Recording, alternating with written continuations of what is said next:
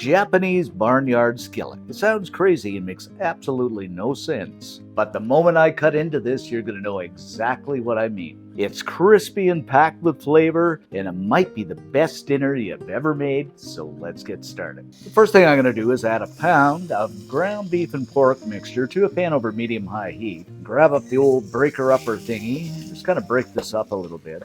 Now, you don't have to use ground beef and pork. This is a 50-50 mixture. You could just use ground beef, ground pork, or even ground chicken for that matter, but it is going to be good. And while we're frying up here, I'm going to season this up with a small chopped onion, 3 cloves of chopped garlic, and you know me and garlic, a couple of tablespoons of the old soy sauce, and this is just regular soy sauce, but you know, you can use sodium or low sodium if you like. A tablespoon of Worcestershire sauce, just for that depth of flavor. Then another tablespoon of honey.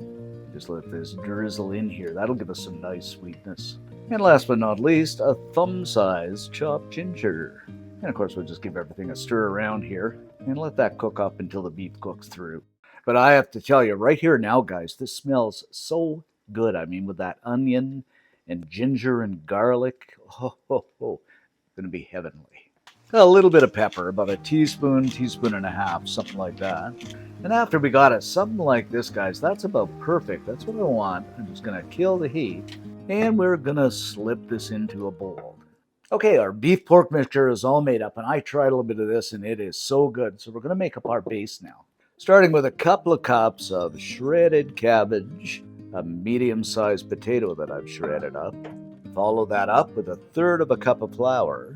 Then we're going to crack in 3 eggs, a little pinch of salt, and of course, as always, some ground black pepper. Then of course, grab up the old spoon and mix everything together. Oh my, this is looking good, my friends.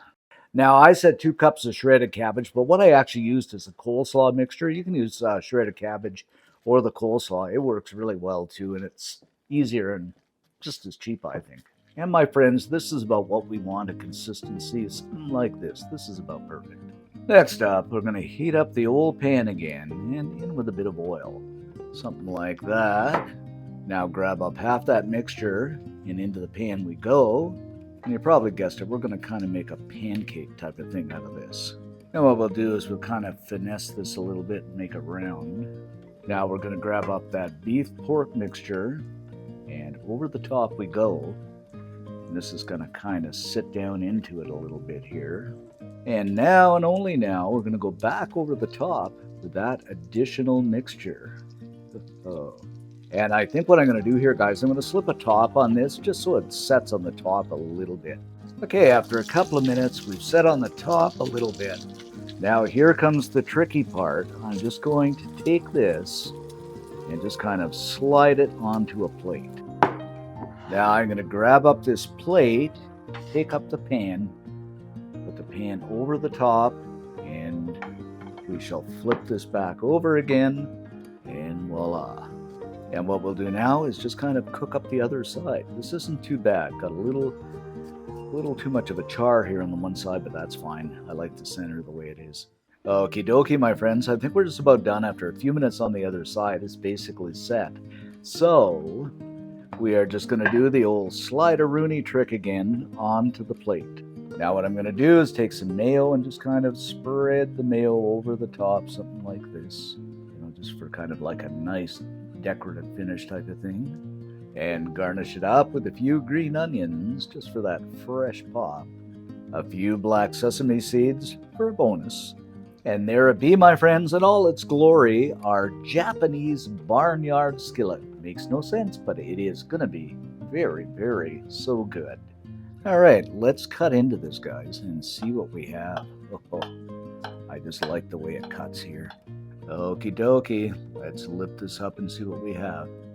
And just look at this, guys, a Japanese Barnyard Skillet. Pie-shaped perfection. I like that pie-shaped perfection. Now I'm just going to slip this onto a plate, and there we go. Okay, guys, just a few tips here. You can change up the sauce on top. You can vary it, do whatever you like. You don't have to use mayo. You can use a mayo mixture and barbecue sauce for that matter, or something like that. Change up the seasoning inside. And like I said before, you don't have to use the coleslaw mixture. You could use straight cabbage, but I just find the coleslaw mixture really nice. So this is going to be so good. All right, let's get a fork and grab some of this up and see what we have. Oh, and it is, I can feel that little bit of a crunch on top. Alrighty then, down the old hatch.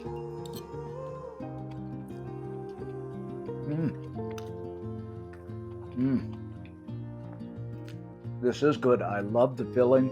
I love that crunch we have on top. Absolute perfection. Japanese Barnyard Skillet. Whoever would have thought? You got to make this up. And if you do, leave us a comment because I love to read them. Most of all, like and subscribe because it does help the channel out. And thanks for watching, guys. Stay safe, and we'll see you in the next video. But I am going to have more of this because it is so good.